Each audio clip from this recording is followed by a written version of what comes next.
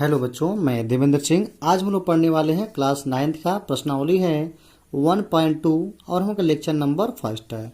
तो प्रश्नावली 1.2 का जो पहला क्वेश्चन है वह कह रहा है कि नीचे दिए गए कथन सत्य है या असत्य, कारण के साथ अपने उत्तर क्या करना है, देना है।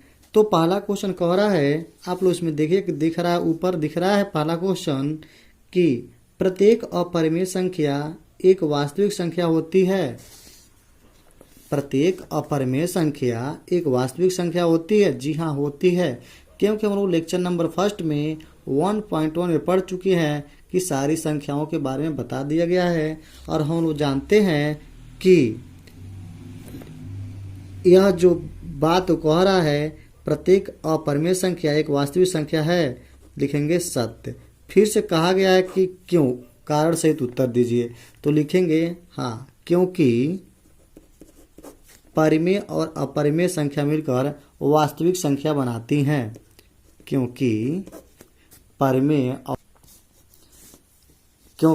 और अपरिमेय दोनों मिलकर वास्तविक संख्या बनाती हैं। तो कह रहा पहला क्वेश्चन में, क्या प्रत्येक अपरिमेय संख्या वास्तविक संख्या होती है? तो हाँ जी, क्योंकि अपरिमेय से मिलने से और परिमेय को मिलने को वास्तविक जब संख्या बन रही है तो प्रत्येक अपरिमेय संख्या को हम लोग वास्तविक संख्या कह सकते हैं।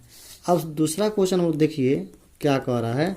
कह रहा है संख्या रेखा का प्रत्येक बिंदु करड़ी में यम के रूप का होता है, जहाँ यम एक प्राकृतिक संख्या है।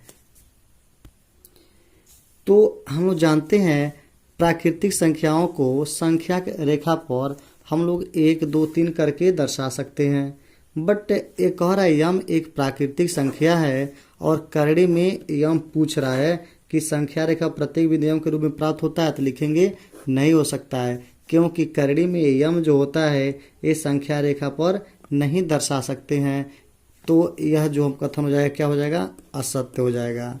क्योंकि जो यह होता है यम जो है प्राकृतिक संख्या, इसको संख्या रेखा पर दर्शा सकते हैं, बट करड़ी में जब यम लिख देंगे यह अपरिमेय हो जाएगा और हम लोग जानते हैं अपरिमेय को हम लोग संख्या रेखा पर नहीं दर्शा सकते हैं। उसको दर्शाने के लिए बहुत सारे मेथड का यूज करना पड़ सकता है, तो इसको साधारण रूप से इसको नहीं दर्शा सकते हैं, इसलिए कथन हम लोग क्या हो जाता है, असत्य हो जाता है।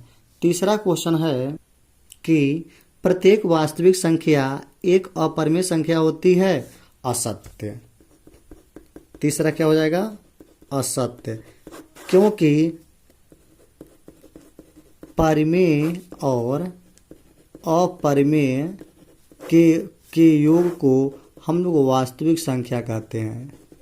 और यह कह रहा है कि प्रत्येक वास्तविक संख्या अपरिमेय संख्या होगी, तो नहीं हो सकती है, क्योंकि वास्तविक प्रत्येक संख्या परिमेय और अपरिमेय दोनों होती हैं। तो प्रत्येक वास्तविक संख्या अपरिमेय नहीं होती है, क्योंकि वास्तविक संख्या में परिमेय भी है, इसलिए यह कथन असत्य है। अब अगला क्वेश्चन देखेंगे, क्वेश्चन नंबर 2। तीसरा क्वेश्चन यानी दूसरा क्वेश्चन देखेंगे, यानी प्रश्न 2 जो हम लोग का है, कह रहा है कि क्या सभी धनात्मक पूर्णांकों के वर्गमूल अपरिमेय होते हैं? यदि नहीं तो एक ऐसी संख्या का वर्गमूल का उदाहरण दीजिए जो एक परिमेय संख्या है।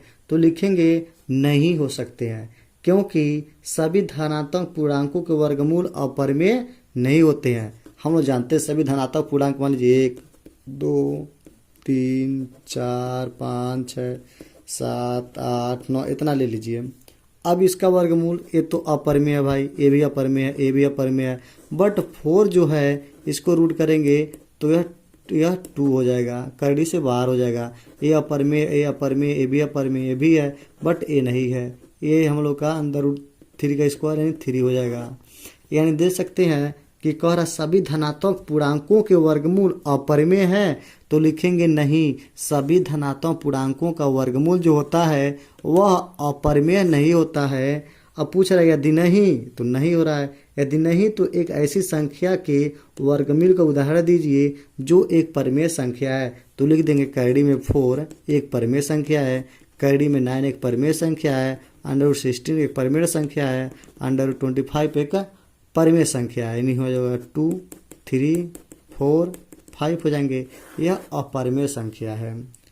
अब अगला जो क्वेश्चन हम लोग का है बहुत ही इंपॉर्टेंट क्वेश्चन रहेगा आप लोगों के लिए, यानी तीसरा और चौथा क्वेश्चन। सो हम लोग एक न्यू वीडियो में उसको स्टार्ट करेंगे। तब तक के लिए आप लोगों को बहुत बहुत धन्यवाद।